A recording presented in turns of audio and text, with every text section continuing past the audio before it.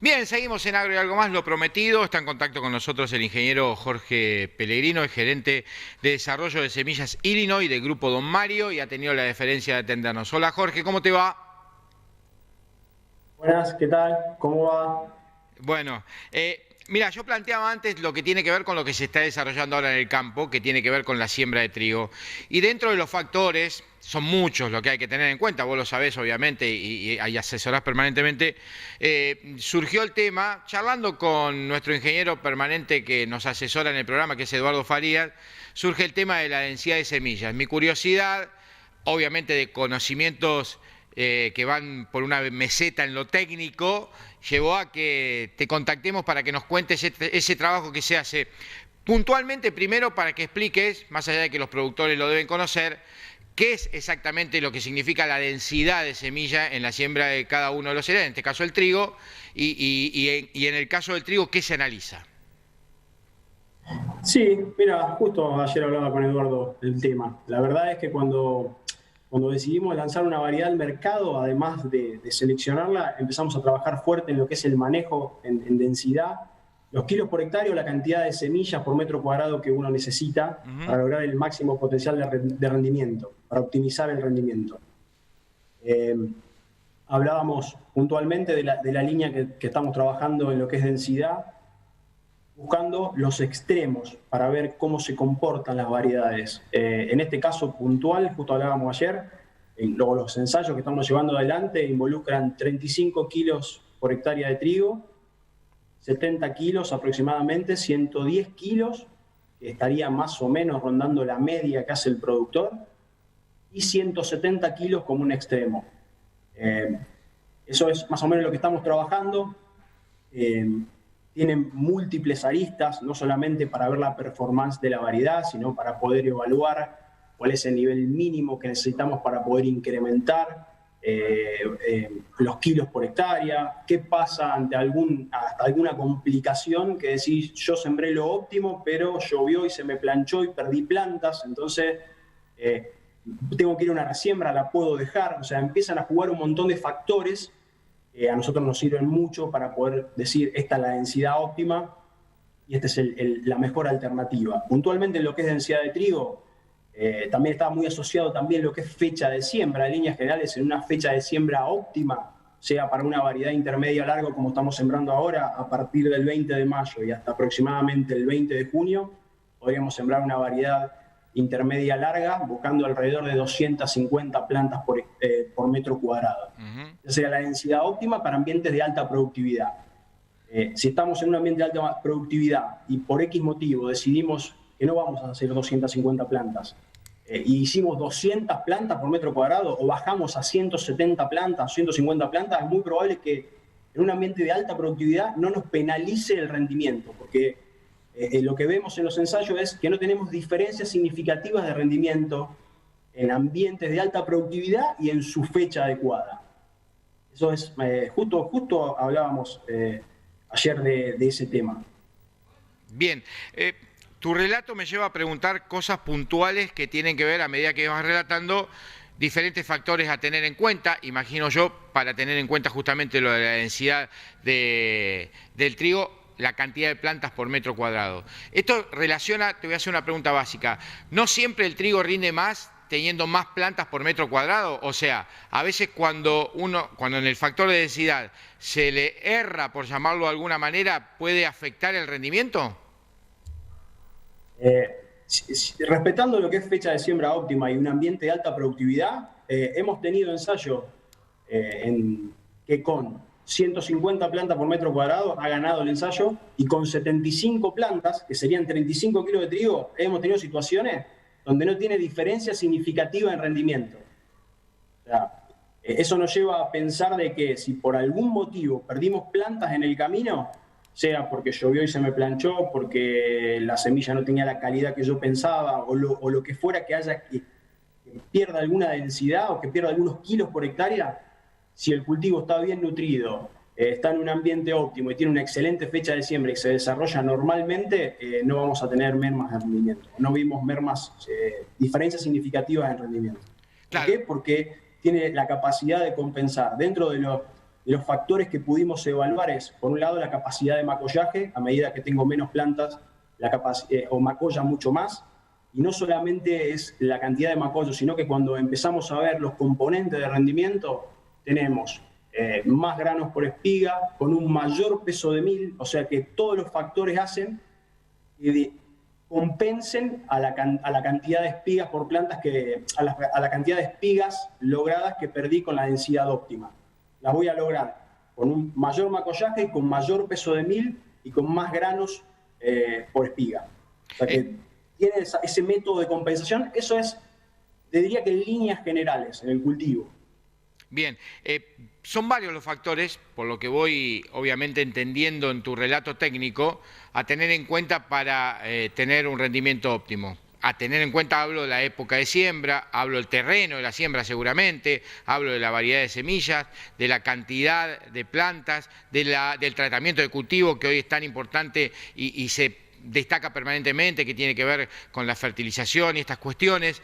Todos esos factores ¿tienen el mismo porcentaje de importancia? ¿El productor lo asume como tal? No todos tienen el mismo peso, obviamente. La fecha de siembra es fundamental. La genética también ayuda muchísimo. Son dos pilares fundamentales y que van a interactuar fuertemente en lo que es el rendimiento. Por un lado, densidad, por un lado fecha de siembra, por otro lado genotipo y la nutrición del cultivo. Sin lugar a dudas, además de hacer estos ensayos, lo hacemos cruzándolo con distintos niveles de nitrógeno, desde un testigo absoluto, pasando por 110, 150, 190 y hasta 230 kilos de N, o sea, de nitrógeno total, eso entre lo que tiene el suelo y lo que nosotros tenemos que aplicar, que llega casi a ser unos 450 kilos de urea en algunas situaciones. Y la verdad que las variedades C-gramíneas, en este caso estamos hablando de trigo, pero si hablamos de maíz es exactamente igual, se acomodan de libro, el que más nitrógeno tiene gana, el que le sigue y así sucesivamente hasta el testigo que sería el del peor rendimiento. O sea que la nutrición, fundamentalmente, por un lado fosforada, pero también la nitrogenada, son muy importantes a la hora de tener un cultivo de alta productividad. Y ni hablar también la humedad, no solamente en la cama de siembra, sino si tenemos napa, también va a ayudar muchísimo. El agua es un factor fuertísimo. Jorge, ¿de qué depende o de qué factores depende la época de siembra? Depende mucho del genotipo, de los ciclos de las variedades. En líneas generales, los intermedios a largo, en muchas situaciones tienen requerimiento de frío y son los que dan comienzo a la fecha de siembra a partir de un 20 de mayo y hasta un 20 de junio aproximadamente en esta zona. Después vienen los intermedios, que van de los primeros días de junio hasta fin de mes. Las variedades de ciclo corto, que arrancan normalmente a partir de un 15 de junio, y muchas no tienen restricciones hasta fin de julio, si se quiere. Hasta un 30 de julio yo tranquilamente podría sembrar.